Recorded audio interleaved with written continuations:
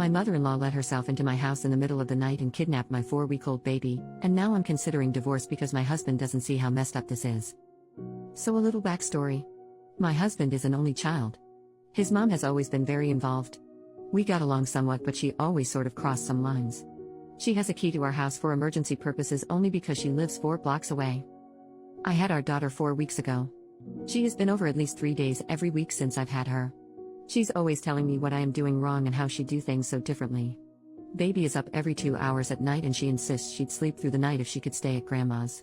I told her I'm not comfortable sending a breastfed baby away overnight at 4 weeks. This last week she kept pushing the issue no matter how many times I said no. Last night we put the baby in her crib. We stopped room sharing because the baby was so loud I could get no sleep whatsoever, so my husband has been getting her when it's time for her to feed. Husband fell asleep early and I dozed off. I woke up 4 hours later and started to panic because she hadn't made any noise. I was sure she had died of SIDS. I went into her room and she was gone.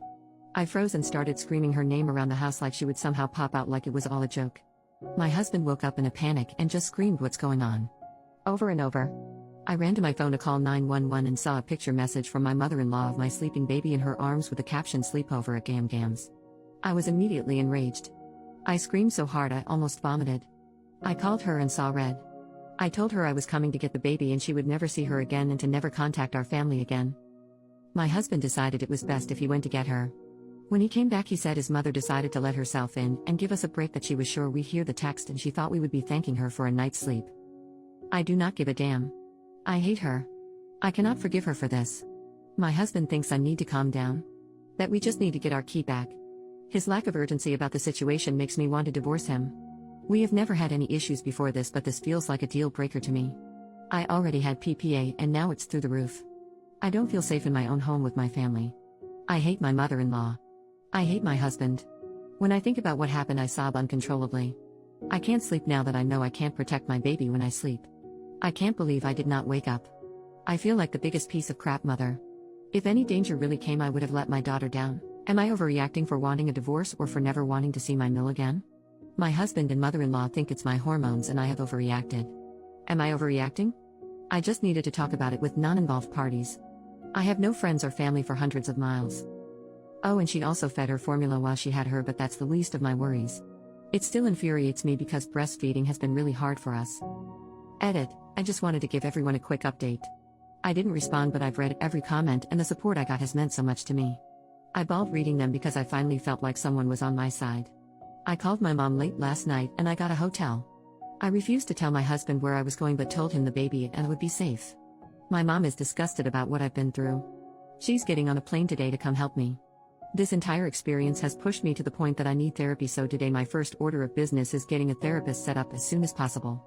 I decided to go alone for a while and when I'm ready, go with my husband to see if there is a chance to move past this. Right now I still don't want to, but I also agree I'm not in the place to make life-changing decisions. Either way, I can never move back into that house. I don't know what my plan is past these next few days yet, but I'm just going to take it day by day for right now. As for my mother-in-law, I'm going to go to the police today to find out how to get a restraining order. Her and my husband keep saying but she was safe. She was never in danger. I disagree.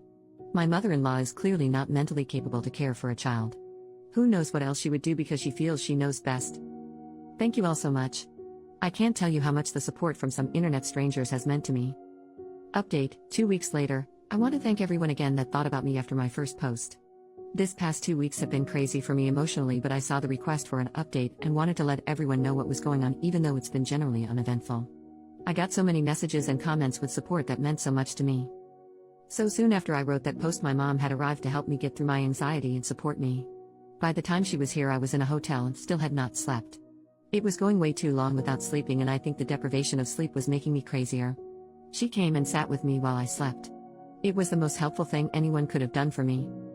My husband asked to talk so I agreed to meet with him. He apologized and said he realized I was right. His mom had severely crossed a line and that it was hard for him to accept his mom did something so wrong, so in his head he was telling himself it was not that bad and that if the baby wasn't hurt then no harm was done, but he wasn't thinking about the hurt done to me and my feeling of security. He said he changed the locks on the home and would support whatever I wanted to do with his mom. He said he was willing to cut off contact for a while but asked I not press charges. We left it at that for that time. I told him I'd think about what he said and keep in touch. Shortly after this whole thing happened, I got a lot of texts from his family supporting me and letting me know they were so sorry about what happened and that no matter what, my baby and I are family and we have their support. That meant so much to me. People were finally backing me up and it gave me some peace of mind. A few days after seeing my husband, we met up again. He had a letter from his mom. I thought about just throwing it out, but I decided to read it. It was a very long-winded apology. It basically said that she is sick about what she did. She said if someone did that to her when her husband was young, she'd want them to die. She is terrified about losing me as a daughter-in-law and her grandchild, but she is going to keep her distance. She asked me to reach out if and when I am ready. I still haven't reached out to her and I don't know if I will. I feel like her letter may be genuine, but I don't think I will ever trust her again for obvious reasons. I feel like she sees it as an easier to has forgiveness than permission sort of thing. I'm in a hard place of trying to decide how to assert my authority as a mother without alienating my child from people who love them. I don't want my forgiveness to seem like weakness, and in the end put my child in more situations like this. I've been getting help with all this in therapy, which I have started twice a week. Right now the general guidance I get from my therapist is don't make any big moves yet, divorce, moving long distances, cutting people out, etc., so I'm taking it day by day. I make sure my husband sees our child every day. We don't talk about the state of our marriage yet. I told him when I was ready we will talk. He's respected that and it's made a huge difference in the hope I have for our future. So that is really it. There weren't really any dramatic blow-ups or legal action. There are still a lot of unanswered questions for me, but this time has been one filled with self-discovery and support from a lot of unexpected places, and for that I'm incredibly grateful.